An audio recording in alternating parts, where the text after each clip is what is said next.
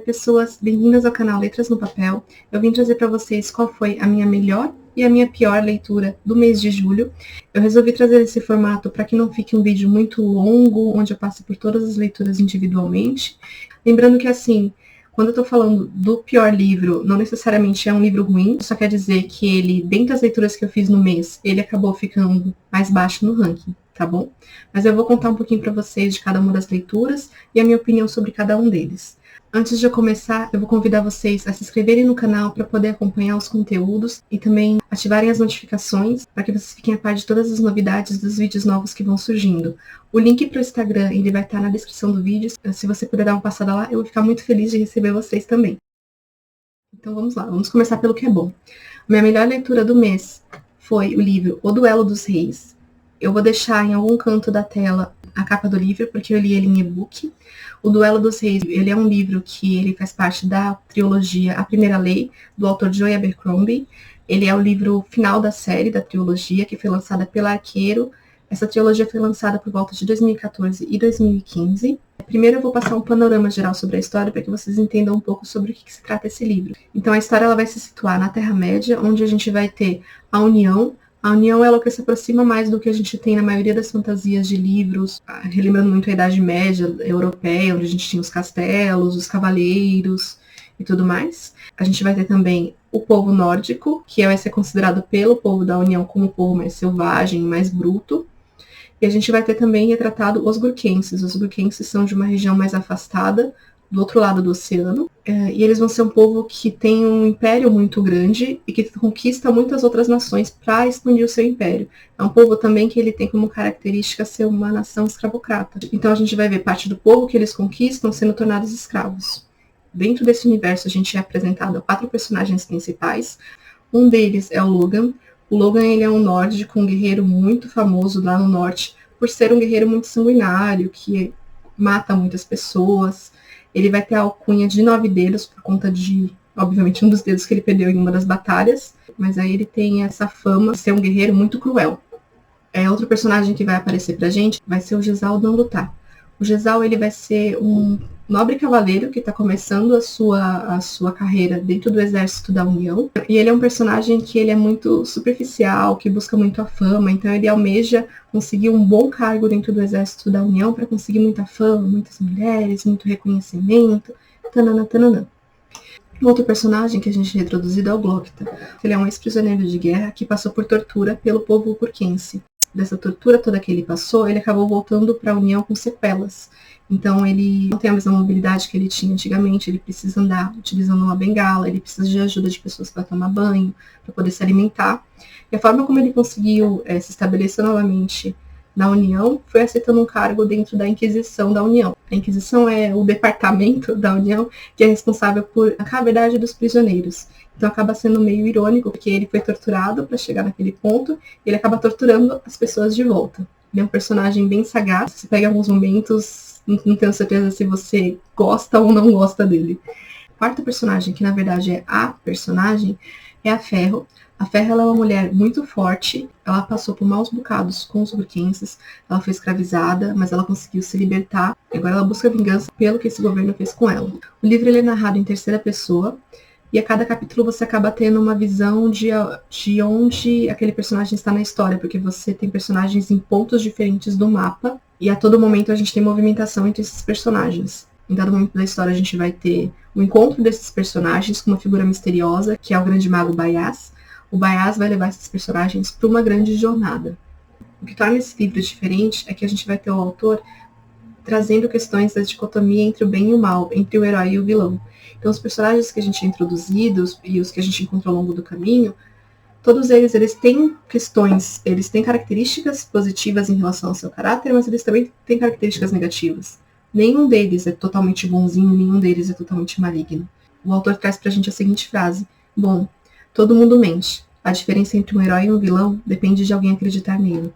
Mais do que uma fantasia, mais do que uma história de uma jornada e de tudo mais que vem ao longo dessa história, ele é um livro que ele é muito focado nos personagens. E que personagem, gente? Nossa. Cada um com uma complexidade distinta e construído de uma forma tão especial.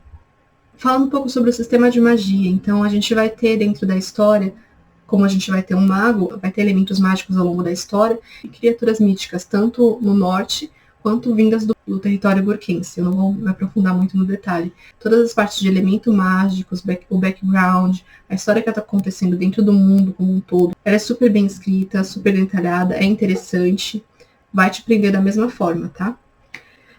Sobre o aspecto romance, ele é um livro que ele não tem praticamente romance nenhum. Mas lembrando que como é um livro que ele vai acompanhar muitos personagens ao longo da história, em dado momento você vai se deparar com alguma cena um pouco mais explícita. Cada situação em que algo assim ocorre, ela tem algum motivo, ela desencadeia outros eventos, tá bom? Vale mencionar que o livro tem gatilhos para violência. Eu vou deixar do lado do vídeo os gatilhos relacionados ao livro. Da mesma forma que eu deixei no vídeo da Daisy Jones, eu vou deixar 2 playlists, nesse caso são 2 playlists, para vocês ouvirem enquanto vocês leem o livro, caso vocês queiram. Uma playlist traz músicas de fantasia mais leves, para aqueles momentos de diálogo mais tranquilos, e a outra playlist é uma playlist mais de músicas épicas, de batalha. E que cenas de batalha? Esse autor descreve muito bem. A gente tem personagens bem descritos, com um ótimo background, bem desenvolvidos, uma boa narrativa que te envolve, ela não tem excessos de descrição. O autor está sempre desafiando a jornada do herói e as questões de bem e mal dentro da história. O plano de fundo, os grandes eventos que movimentam essa história, o universo que foi construído, a magia, são ótimos. E eu trago de novo a questão dos personagens, porque a gente tem personagens incríveis, complexos, que você quer acompanhar, que você quer tentar entender um pouco melhor. Além de ser um livro que foi 5 estrelas para mim, ele também entrou como favoritado. E eu vou além. Eu ouso dizer que foi uma das melhores fantasias que eu já li na minha vida. E agora a gente vai falar um pouco sobre a minha pior leitura do mês de julho, que foi A Garota do Lago, do Charlie Donlia, que foi um livro que saiu pela Faro Editorial em 2016. Eu vi muito esse livro diversas vezes. Acho que se você entra no site da Amazon, ele tá sempre lá como um dos mais vendidos. Se você vai numa livraria, eu lembro de ter visto ele diversas vezes na vitrine. E ele sempre tá com preço lá, de 10, 12 reais. Eu fiquei assim, putz. Você fica com um pé atrás, porque você fica pensando, nossa, mas 10, 12 reais. E ele não é um livro que ficava sempre esse preço em períodos específicos. Não, ele sempre estava esse preço. Todas as vezes que eu ia na livraria, ele sempre estava esse valor. Se você entrar no site da Amazon, ele também deve estar por aí. Mas por ele ser um livro super bem vendido e ser de suspense, que eu gosto, acabou atiçando minha curiosidade. E eu fui pegar para ler. Então, sobre o que é A Garota do Lago. A Garota do Lago, ele vai contar pra gente a história da Becca. A Becca era uma estudante de mestrado de Direito, que ela estava na casa dos pais dela, numa pequena cidadezinha nos Estados Unidos chamada Summit Lake. É uma casa que ficava sob palafitas, então ela ficava sob o lago. E ela acaba sendo assassinada. O livro ele já começa descrevendo pra gente as cenas de como é que aconteceu a morte dela. Após esse evento, a gente acaba conhecendo a Kelsey Castle. A Kelsey é uma jornalista super conhecida por escrever matérias relacionadas a crimes. Ela já ajudou na solução de outros crimes ao longo da carreira dela.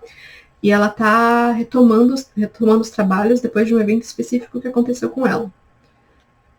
O chefe dela acha que é o momento certo para ela voltar e que ela entende que essa matéria seria perfeita para que ela pudesse fazer o acompanhamento. Ela iria para Summit Lake, ficaria por um mês, faria a matéria e poderia já pegar o ritmo normal de trabalho. O livro ele vai ser narrado em primeira pessoa e ele vai trazer para a gente 2 pontos de narrativa. No primeiro, a gente vai ter a Becca contando para a gente da faculdade dela até o evento da morte dela, que é retratado no primeiro capítulo.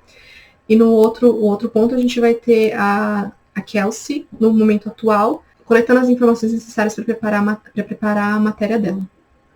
Ela se depara com algumas questões que chamam a atenção dela em relação ao ocorrido e acaba entrando um pouco mais a fundo nessa investigação. Eu vou contar para vocês o que desfavoreceu essa leitura para mim. Eu achei que desde o começo do livro, tudo que acontecia, a forma como o mistério ia sendo desvendado, tudo era muito fácil, tudo era muito conveniente, sabe? Você lê outros livros de suspense e você vê os detetives, ou mesmo a personagem principal, batalhando muito para conseguir chegar numa pista, ou para conseguir desencadear e entender os eventos que estão acontecendo para conseguir chegar na solução. Aqui a Kelsey ela vai ter muita coisa entregue de bandeja. Eu vou exemplificar para vocês. Quando ela chega na cidade, uma das primeiras pessoas que ela vai procurar é o delegado responsável por acompanhar a investigação. No primeiro encontro que ela tem com esse delegado, ele vai relatar para ela que você vai ter figuras dentro da polícia de mais poder tentando encobertar a história, tentando esconder algumas coisas. Ele vai contando para ela, entendeu? Aí o que ele faz? Ele pega a pasta da investigação com todas as informações da investigação e dá para ela. Detalhe, ela não é a primeira jornalista que veio cobrir essa história, porque eles falam pra gente que outros jornalistas já tinham vindo. Somente pelo fato dela ser uma jornalista altamente conhecida, que já ajudou em outros crimes, foi o suficiente para um delegado pegar uma pasta, que é uma documentação sigilosa, e passar para ela. Sem ela nem pedir. Ela não pediu. Detalhe, ela não pediu. E o senhor está dando isso para mim? Que ela se apanhou a pasta. Ela nem pediu e ele deu para ela. Em outra determinada cena, ela vai procurar um médico para entender um pouco mais a questão do estado do corpo dela, né? Entender o que aconteceu. Ela só solta algo assim. É que eu acho que tem algumas pessoas querendo acobertar tudo o que tá acontecendo. O médico que ela acabou de conhecer. Aí ele vai lá, não, quer saber? Eu vou dar um jeito, pode deixar, eu vou procurar os meus contatos para conseguir alguma informação sobre isso para você. O médico que ela acabou de conhecer, de novo, ela não pediu, e a pessoa vai lá e entrega as coisas para ela. E você vai ter isso acontecendo diversas vezes dentro da história. Por mais que seja interessante você ter um livro onde você tem várias pessoas envolvidas na resolução de um mistério, além do personagem principal, ter esse tipo de situação onde tudo acontece muito fácil, é frustrante, sabe? E foi justamente o motivo pelo qual eu não gostei muito da história. Dando todas essas questões que eu falei, a questão do mistério por detrás, quem foi o assassino, é fácil de você descobrir, se você está bem atento ao que o autor escreveu. Tá nas entrelinhas, ele te disse isso nos capítulos. Então, acaba sendo algo previsível, apesar de ser, mas mesmo assim, mesmo sendo previsível, foi algo que não me decepcionou. Eu acho que se encaixou bem com a história, fez sentido com o que estava sendo descrito. E, fora isso, o livro, a leitura em si, ela me entreteve. Ela me entreteve o suficiente. Os capítulos da Becca, que foi a moça que foi assassinada, são capítulos super interessantes. Foi os capítulos que eu mais me senti envolvida, que a leitura foi mais fluida e gostosa. Agora, os capítulos com a jornalista foram frustrantes, gente, de verdade. Por isso que ele acabou entrando como minha pior leitura do mês de julho. Os capítulos da Becca, eles eram bons, eles deixavam a história bem mais interessante. A narrativa do livro, ela é bem fluida, o que ajudou a tornar a leitura toda muito agradável. A descoberta do mistério envolto na história, apesar dela ser previsível, ela não decepciona, ela faz um desfecho justo para toda a história.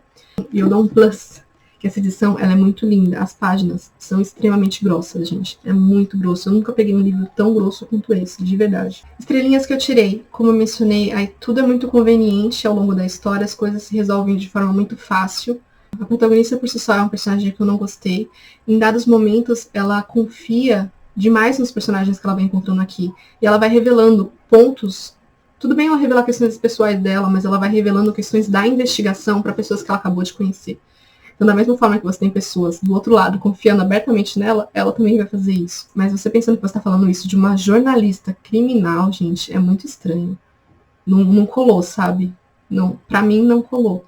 Então é isso, gente. Se vocês gostaram do vídeo, deixem um curtir, que ajuda muito com a divulgação do canal. Se você leu esses livros, tem uma opinião diferente, gostaria de acrescentar alguma informação, deixe seus comentários, sempre com muito respeito. Esse é um espaço aqui onde todo mundo tem direito a opinar. Vou tentar deixar o link para compra dos livros na descrição do vídeo.